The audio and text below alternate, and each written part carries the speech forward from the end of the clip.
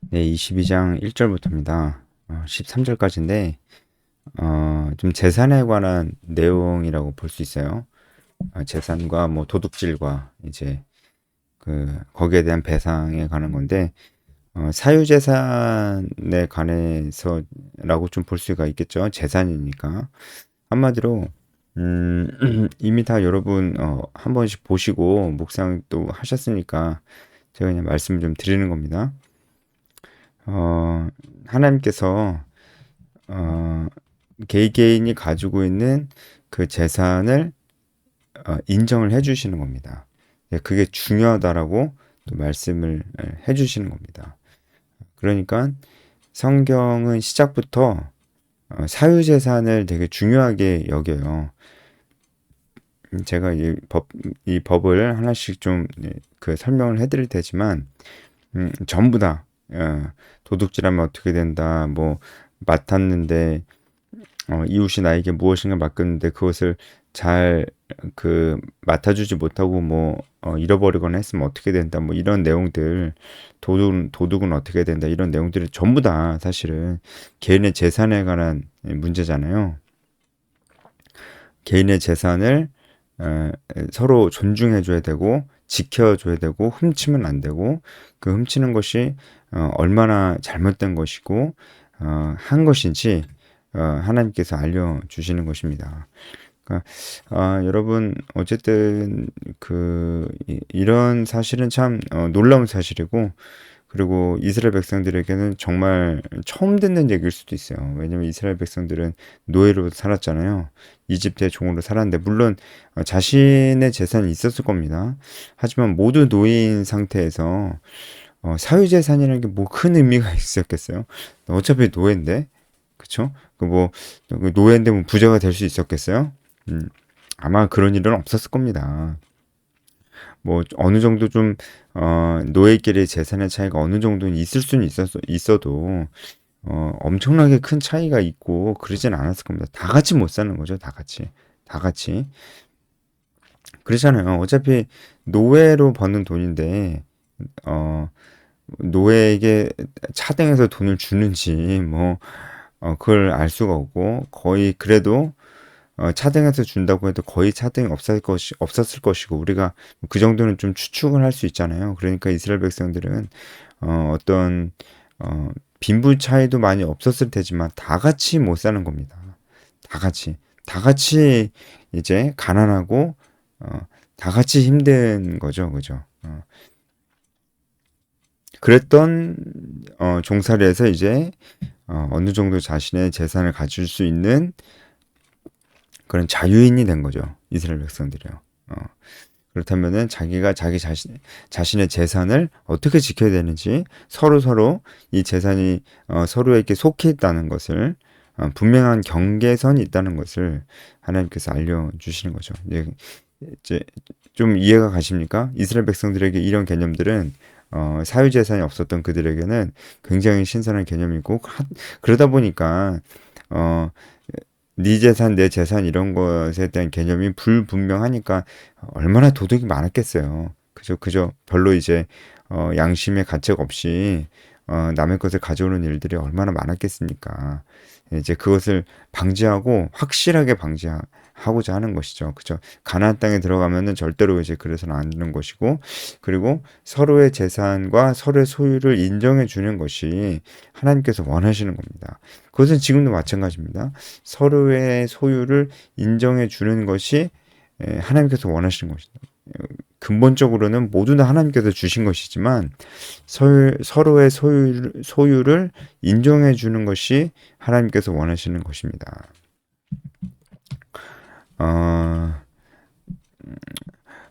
왜냐면 여러분 이제 어, 이 자유와 사유재산은 굉장히 밀접한 관련이 있습니다. 지금도 이집트에서 그 종살이에서 벗어나자마자 지금 사유재산이라는 게 생긴 거잖아요. 노예로 살 때는 그런 것이 별로 의미가 없었잖아요. 자유가 주어지자마자 사유재산이라는 문제가 생깁니다. 자유는 곧 어, 사유재산과 긴밀하게 연결이 됩니다. 자유가 주어지면은 자기가 자유롭게 노동을 할 수 있어요. 자유롭게 노동을 하면은 누군가는 열심히 하고 누군가는 게으르게 할 겁니다. 열심히 한 사람이 자유가 있으니까 어떤 사람은 열심히 하고 어떤 사람은 게으르게 해도 뭐 문제가 없죠. 만약에 자유가 없고 다 같이 종이면은 게으르게 하면 안 되는 겁니다. 그렇죠? 열심히 하는 사람도 별로 열심히 하고 싶지 않습니다. 어차피 게으르게 해도 똑같으니까요. 근데 게으르게 하면은 뭔가 이제 징벌이 있고 매를 맞거나 그러니까 게으르게 안 했던 거죠. 그죠? 그러니까 뭐 노동도 다 비슷하고, 아무리 뭐 재능 있는 사람도 그 재능 아무 쓸모도 없고, 이제 다 그렇게 사는 거죠. 종이라는 것은 그렇게 그래서 사람들이 다 굉장히 다 획일적입니다. 사람의 개성이 그렇게 중요하지도 않고 그렇습니다. 이제 그게 하나님께서 기뻐하시는 사회가 아니죠. 하나님께서 기뻐하시는 사회는 자유가 있는 사회입니다. 하나님께서 우리를 다 독특하게, 다 유니크하게 만드셨기 때문에 자신의 재능을 발견하고 개발해서 살아가는 것이 하나님의 뜻이고 처음부터 우리에게 주어졌던 문화 명령도 그 뜻입니다. 사람이 자기 재능을 발견하고 막 개발하는 데는 어떤 동기부여가 필요한데 그 동기부여는 사유재산이 될 수밖에 없어요. 내가 내 재산을 이렇게 쌓고 싶으니까 그러면 난 무슨 일을 할까? 그러면 잘하는 일을 해야지 내가 인정받고 그래서 내가 내 재산을 더욱더 모을 수 있을 것이다. 이런 생각을 하게 되잖아요. 자유가 있어야지 이런 생각을 하는 겁니다. 자유가 없으면은 사유재산이라는 걸 생각할 수 없고, 그럼 사유재산이 없는데 도둑이 뭐 그렇게 뭐 크게 뭐 그 큰 의미가 뭐 있겠습니까? 도둑이. 예. 사유재산이 어차피 없는데, 그렇죠? 그리고 뭐 내 것을 너에게 맡겼는데 너가 못 지키면은 내가 너에게 책임을 묻고 뭐 이런 게 뭐 서로의 재산의 경계가 그렇게 뚜렷하지 않은데 이런 게 무슨 의미가 있겠어요. 그렇죠? 다 사유재산이 생기니까 도둑도 심각해지는 거고 하는 것입니다. 그런데 이 사유재산은 자유와 반드시 함께 간다는 것이에요. 그래서 지금 이스라엘 백성들에게 하나님께서 이 사유재산에 대해서 아주 철저하게 가르치시는 것입니다. 아시겠죠? 그래서 여러분, 지금도 제가 아무래도 이제 지금 출애굽기에서 하나님께서 그 현재적인 법을 제정하시는 부분을 우리가 묵상하다 보니까 저희도 이제 우리에게 적용하다 보니까 지금 현재 우리가 살고 있는 이 시대의 제도와 법에 대해서 제가 얘기를 안 할 수가 없는데 지금도 지금 우리가 여러분 노예제도가 폐지된 것 같습니까? 제도적으로 예전에 있었던 식의 노예제도는 지금 뭐 여전히 노예가 있는 나라가 당연히 있겠지만 거의 대부분의 나라에서 예전에 있었던 것 같은 노예제도는 없는 것 같습니다. 하지만 없어진 게 아닙니다. 형태만 바뀐 겁니다. 예전에는 진짜 노예처럼 사람을 이렇게 부렸다고 한다면은 지금은 경제적으로 경제적으로 노예를 만들 수가 있는 겁니다. 만약에 A라는 사람이 B라는 사람에게 엄청난 빚을 지었어요. 그러면은 A라는 사람은 노예 제도라는 게 없어도 B라는 사람의 노예가 돼버리고 마는 것입니다. 그죠? 뭐 특정 누군가에게 돈을 빌린 게 아니고 은행에 빌리고 뭐 그렇게 했어도 대출을 받았어도 과도한 대출을 받으면서 갚지 못한 빚을 지고 있으면은 누군가의 노예가 되는 거예요. 뭐 그게 은행일 수도 있고요. 경제적 노예가 되는 것이죠. 이래서 현재 노예는 경제적 노예가 되는 것입니다. 그렇게 돼서는 안 되는 겁니다. 그래서 우리는 누구의 종도 돼서는 안 됩니다. 우리가 하나님께서 예수님께서 우리를 종의 신분에서 죄의 종이지만 죄의 종로로 타던 우리의 신분에서 우리를 건져 주셨기 때문에 그런 의미에서도 우리는 누구의 종이 되어서는 안 됩니다. 한마디로 돈이 우리의 발목을 잡게 해서는 안 됩니다. 지금 현재판 노예는 거의 경제적 노예니까요. 그래서 우리는 과다한 대출을 받아서도 안 되는 것이고요. 그리고 사유재산은 부정하는 식으로의 어떤 제도를 가져가려고 한다든가 사유재산을 부정하는 식으로의 어떤 법을 가져가려고 하는 사람들이 있다면 정말 철저하게 경계해야 됩니다. 누군가 그러려고 한다면 그 사람은 독재자가 되고 전체주의로 흐를 확률이 굉장히 높습니다. 결국은 그렇게 해서 전체주의로 간 것이 공산주의잖아요. 그렇죠? 사유재산이 공산주의에서는 그렇게 중요하지 않습니다. 그러니까 공산주의죠. 그렇죠? 사유재산의 경계가 없어지는 순간 그것을 마치 의적인 것처럼 부자에게서 뺏어서 가난한 사람에게 나눠주자 어떤 명분을 갖다 붙여도 이 사유재산이 불명확해지는 순간 자유는 없는 것입니다. 예, 자유는 없는 것이에요. 그 재산을 컨트롤하는 누군가 생깁니다. 누군가 배분을 해줘야 될 거 아니에요. 어, 그러니까 그 사람이 절대적인 권력을 갖게 되는 것입니다. 그래서 그런 일들이 역사 가운데 다 있었잖아요. 그렇죠. 그래서 지금도 여러분, 지금도 사유재산을 인정해주지 않으려고 하는 어, 사유재산이 개인에게 있어서 굉장히 권한이 굉장히 강하게 있고 자기의 재산에 있어서 권한이 강하게 있고 그리고 이런 자유로운 경제적인 활동이 이루어지는 나라는 중산층이 강합니다. 중산층이 강한 나라가 되게 건강한 나라예요. 경제적으로도 그렇고 정치적으로도 그렇습니다. 중산층이 없어지는 거는 지금 그 나라 국민들이 전체적으로 자유를 빼앗기고 있다. 라고 볼 수가 있습니다. 왜냐면은 이제 사유재산이 없어질 땐 보통 대부분 다 빈민이 되고요. 다 같이 못 살게 되는, 다 평등해지긴 하는데 다 같이 못 사는 쪽으로 평등해지는 겁니다. 이게 그냥 그냥 못 사는 게 어떠냐, 있는 것에 감사하라. 그게 아니고요. 정말 인간 생활 이하의 수준을 할 수도 있는 것입니다. 지금 북한을 보면 알 수가 있는 거예요. 그렇게 다 같이 못 살게 되는 것이고 중산층이 없으니까 그 위에는 바로 굉장한 부를 예, 굉장한 부를 가지고 있는 권력층이 생기는 것입니다. 지금 북한이나 중국을 보면 딱 그렇잖아요.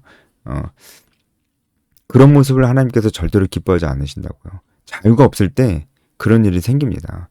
그러니까 성경이 벌써 하나님의 백성을 하나님께서 한 나라로 만들어 가지고 계시는데 지금 사유재산에 대해서 가르치시는 겁니다.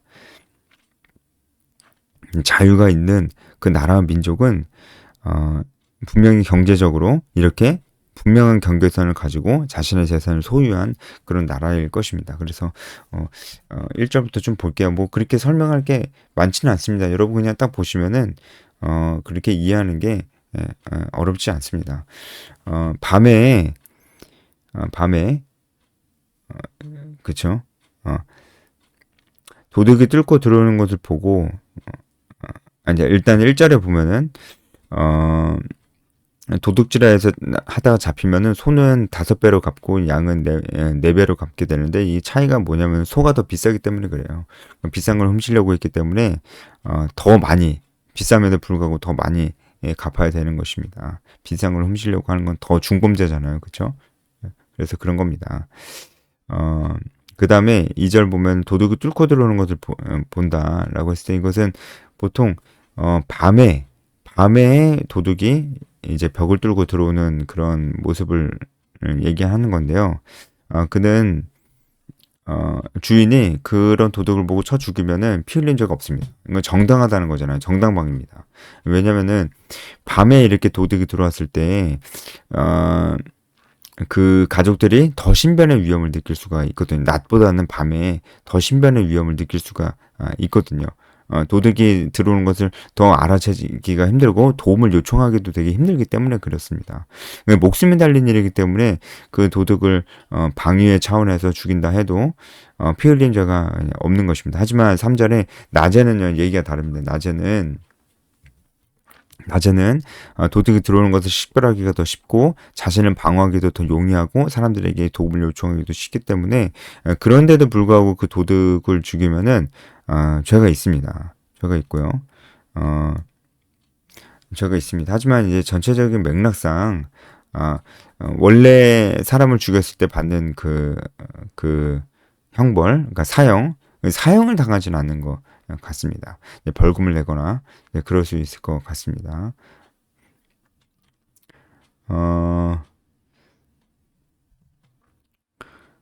그리고 도둑은 반드시 배상할 것이나 이것은 이제 도둑이 죽었냐 안 죽었냐의 문제는 또 다른 문제죠. 도둑은 반드시 배상할 것이다. 도둑이 살아있을 때 잡혔어. 그러면은 배상을 해야 되잖아요. 어, 근데 배상할 돈이 없어. 도둑한테 그 돈이 없는 거예요. 그러니까 아무것도 없는 겁니다. 그러면은 자신의 몸을 팔아야 됩니다. 여기서 자신의 몸을 판다는 거는 누군가의 종으로 들어가는 거죠. 이 종에 관한 것들 제가 저번에 말씀을 드렸습니다. 누군가에게 가서 종으로 살면서 거기서 이제 나오는 월급을 월급을 다 전부 다 이제 배상하는 데 갚는 것이죠. 그렇죠. 이제 그만큼 하나님께서 철저하게 재산을 존중해 주시는 것입니다.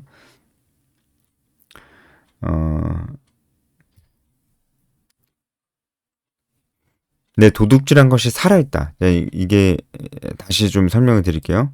어, 도둑이 도둑질에 성공을 했어요. 잡히지 않았어요. 맨 처음에 도둑질을 할 그 순간에는 성공을 해서 어, 그 양이던 소든 가져왔어요. 그러니까 보통 도둑들이 그 돈이 아닌 가축을 훔친다는 거 알겠죠? 이 당시에 그래서 이 당시에는 재산이라고 하면은 돈으로 환산하는 게 아니고 가축을 보통 재산으로 봤습니다. 그러니까 돈을 훔치지 않고 가축을 보통 훔쳤다는 걸 알 수가 있죠. 네, 보통 왜 가축을 훔치겠어요? 네, 어, 먹기 위해서 훔쳤습니다. 먹기 위해서 훔쳤어요. 그러니까 도둑이 양이나 소를 훔쳤는데 나중에 이 도둑을 잡았어. 그러면은 그 훔쳐온 양이나 소는 어떻게 됐겠습니까? 잡아 먹혔거나 아니면은 잡아먹기 직전에 아직 살아있는 채로 있거나 이제 둘 중 하나겠죠. 그쵸? 만약에 이미 잡아먹었으면은 그것을 이제 배상을 해야 되는 것입니다. 배상은 소는 5배, 양은 4배로 배상을 해야 되는 겁니다. 근데 이 배상을 할 만큼의 자신에게 어떤 그 가축이 없으면 자기 이제 몸을 팔아서 종으로 누군가의 집에 종으로 들어가야 되는 것입니다. 그런데 이 도둑질한 도둑이 잡혔는데 자신이 도둑질해온 그 양과 소가 아직 먹기 전인 거죠. 먹기 전인 거예요. 아직 있는 거예요. 그러면은 이제 그래도 배상해야 됩니다. 그래 갑절로 배상을 해야 됩니다. 두 배로 갚아야 되는 거죠. 그러니까 이미 잡아먹은 경우보다 조금 더 그, 덜 갚아도 되는 것입니다. 5절에 보면은 사람이 밭에서나 포도원에서 짐승을 먹이다가 자기의 짐승을 놓아 남의 밭에서 먹게 하면은 이것은 일부러 그런 겁니다. 일부러 남의 밭에서 먹게 한 겁니다. 그러니까 고의적이죠. 그러니까 반드시 배상을 해야 되는 것입니다. 그 다음에 6절엔 불이 난 경우인데 이 불이 난 경우도 보면은 불이 나서 가시나무에 댕겨 낯가리나 거두지 못한 곡식이나 밭을 태우면 불러온 자가 반드시 배상할 것이다. 그러니까 여기서 가시덤불에 불이 붙은 겁니다. 그러니까 여기서 이 가시덤불, 이 가시나무는 무엇을 뜻하냐면 밭이나 과수원 주위에 그 영역을 구분하기 위해서 일부러 심어 놓은 것입니다. 그러니까 경계선을 딱 짓기 위해서 이 경계선에 있는 부분에 이런 가시나무를 심어 놓는 경우가 많이 있었다는 거예요. 그런데 여기에 불이 붙은 거니까 밭에서 시작한 불이 이 경계선을 나타내는 이 가시나무까지 옮겨 붙은 겁니다. 그러니까 아마도 이 밭에 난 불은 이제 밭갈이를 하기 위해서 잡초를 태우려고 불을 질렀을 확률이 높습니다. 그러니까 내 밭을 관리하려고 이렇게 불을 딱 놨는데 그 불이 이제 이 경계선을 나타내는 가시나무까지 번지고 그리고 상대편의 밭까지 넘어간 거예요. 이렇게 됐을 때는 상대방의 밭까지 이 불이 번진 경우에도 배상을 해야 되는 것입니다. 뭐 실수였지만 배상을 해야 되는 것입니다. 그리고 7절을 보면은 사람이 돈이나 물품을 이웃에게 맡기는 경우입니다. 맡기는 경우를 얘기하는 겁니다. 그 이웃 집에서 도둑을 맞았어요. 내가 어떤 사람의 물건을 맡았는데 그걸 도둑을 맞은 겁니다. 이 도둑이 잡히면 어쨌든 갑절을 배상을 해야 되는 것이고 그리고 이 물건을 맡아 주었던 그 사람은 잘못이 없는 거예요. 이 도둑이 배상하는 겁니다. 네, 그런데 8절에 보면 도둑이 잡히지 아니하면 그 집 주인이 재판장 앞에 가서 자기가 그 이웃의 물건에 손댄 여부를 조사를 받을 것이다. 그 물건이 없어졌어요. 근데 도둑은 잡히지 않았어요. 그러면 당연히 이 물건을 맡았던 이 사람이 의심을 이제 받겠죠. 근데 이 사람은 이제 자기가 이 물건을 훔치지 않았다고 맹세하면은 풀려납니다. 이거 참 특이하죠, 그렇죠? 11절에 나와 있어요. 여호와께 맹세할 것이요 그 임자는 그대로 믿을 것이다. 그 사람의 한 말 믿어라 이렇게 얘기하는 거예요.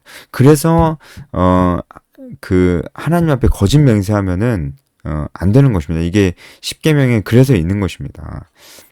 하나님 앞에서 하는 맹세가 굉장히 중요한 것입니다. 그래서 이제 이걸 통해서도 이스라엘 백성들은 배우는 거죠. 하나님 앞에서 하는 맹세는 정말 중요하다. 거짓말하면 안 된다. 하나님 앞에서는 거짓말하면 안 된다. 하나님께서 우리의 모든 것을 알고 계신다라는 것을 이 법을 통해서 이스라엘 백성들은 또 배우는 것입니다. 그쵸? 예. 구절 어떤 이런 물건 즉 소나 나귀나 양이나 의복이나 또 다른 이런 물건에 대하여 어떤 사람이 이르기를 이것이 그것이라 하면 양편이 재판장 앞에 나갈 것이요 재판장이 죄있다는 자가 그 상대편에게 갑절을 배상할 것이라.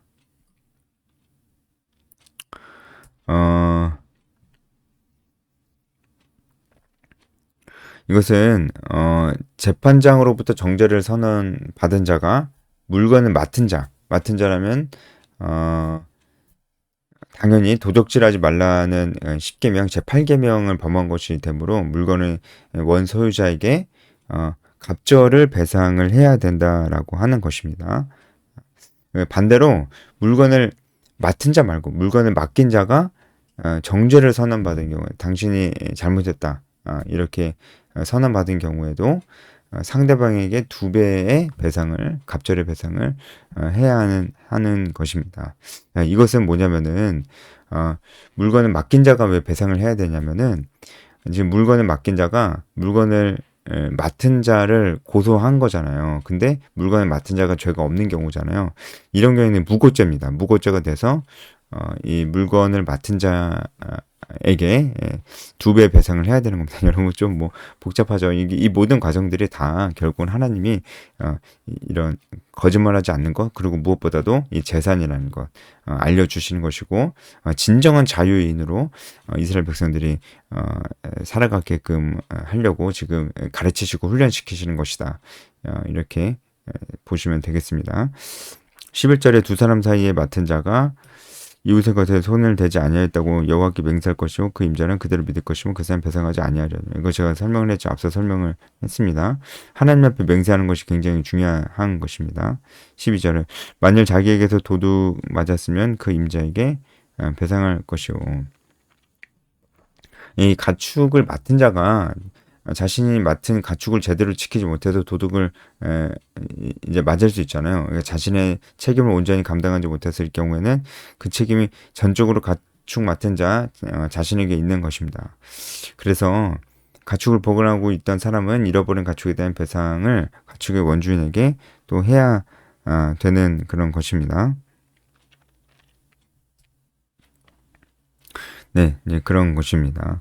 만일 찍혔으면 그것을 가져다가 증언할 것이고 그 찍힌 것에 대해서 배상하지 않을 것이다. 네, 이 찍힌 것은 이제 맹세에 의해서 찍힌 것이죠. 그렇죠?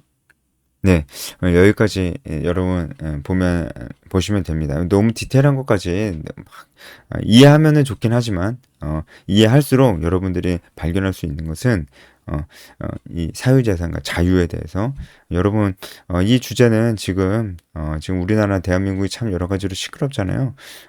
우리가 많이 묵상해야 될 부분인 것 같습니다. 여러분 우리에게 자유가 있다는 거 이것은 정말로 감사한 것이고 정말로 하나님의 은혜입니다.